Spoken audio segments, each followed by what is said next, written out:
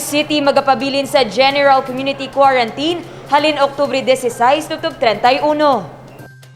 Ginpaidalom ang syudad sang Iloilo sa General Community Quarantine halin Oktubre 16 tubtob 31 base sa rekomendasyon sang National Interagency Task Force. Ginpasalamatan naman ni Mayor Jerry Treñas ang National IATF sa pagpanubo sang quarantine classification sang syudad.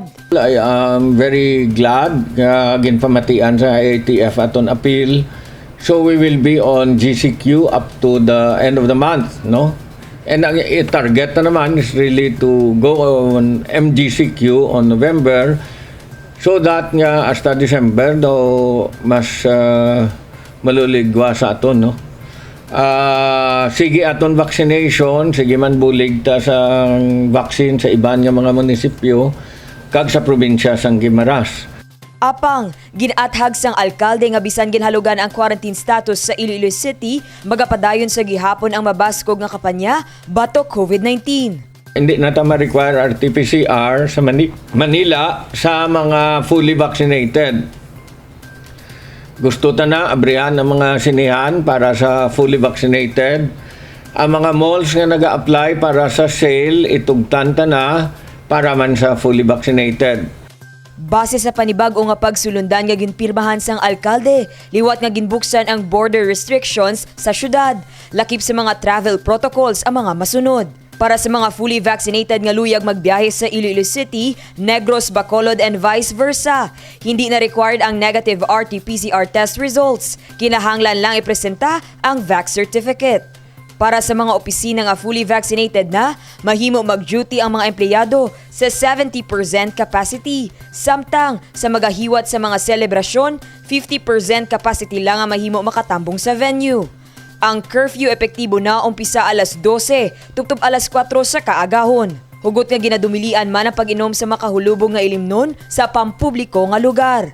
Samtang, bukas na ang mga resto bars, bangko, kag pahanugutan ang pagpatigayon sa mga non-contact sports. We are going to allow more activities. Ginapaulat-ulat ko lang nga magwa na ang aton EO base sa mga agreements naton kaina sa COVID team.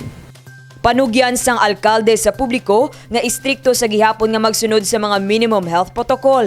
Agud sa bulan sang Nobyembre, posible mas mapanubuan pa sa Modified General Community Quarantine ang status sang syudad.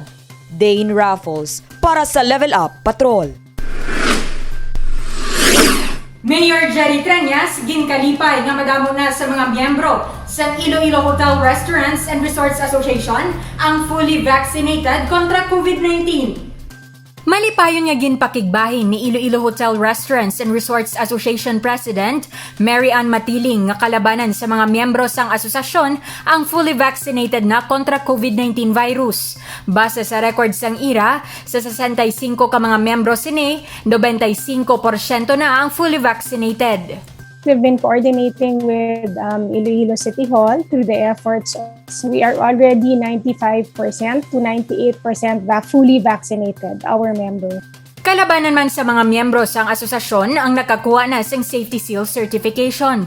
Sa listahan sang Iloilo City Government sa Oktubre 9, dugang nga 40 ka mga business establishments ang ginhatagan sang Safety Seal. Patimaan nga hilway na mag-dine-in sa mga kalanan sa syudad sang Iloilo. I'm very, very happy because through this, we have to make sure we can ensure the protocols are in place. And of course, we are spearheading the safe dining protocol na kung magkadto ka mo sa amon, welcome na gid subong tanan. Nagapatiman si Matiling at tuman ka-importante ang pagpabakuna sa COVID-19 vaccine. COVID-19 has hit us very, very hard and a lot of people have lost jobs, a lot of businesses have closed. And in order for us to little by little recover from the impact so that we can all go out and open the economy again.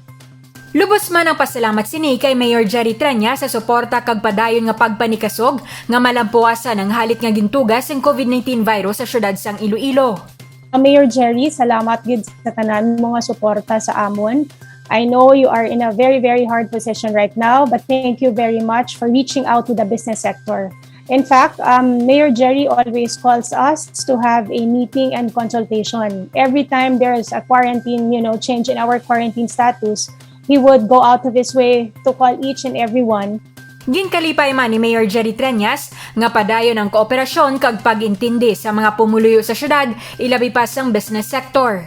I am very happy because ang isa tang na-desisyonan kaina that we will allow more capacities for offices nga fully vaccinated, like offices nga fully vaccinated, maka 100% na sila. We will allow more capacity sa mga sinihan kag sa mga mall basta fully vaccinated. Amo man sa restaurants. Wala naman nagauntat ang vaccination program kontra COVID-19 sang lokal nga panguluhan. Sa pinakauli nga vax report sa Oktubre 11, 53.21% o kung 279,334 na ang fully vaccinated, kag 63.37% o kung 332,668 na ang nakabaton sa first dose. Kahapon, Oktubre 13, nakarecord ang Iloilo City Government sang 7,707 ka mga individual nga vaccinated na kontra COVID-19. 7,138 ang gikan sa mga megasite, kag 569 naman gikan sa community-based vax site. Divine Singh para sa Level Up Patrol.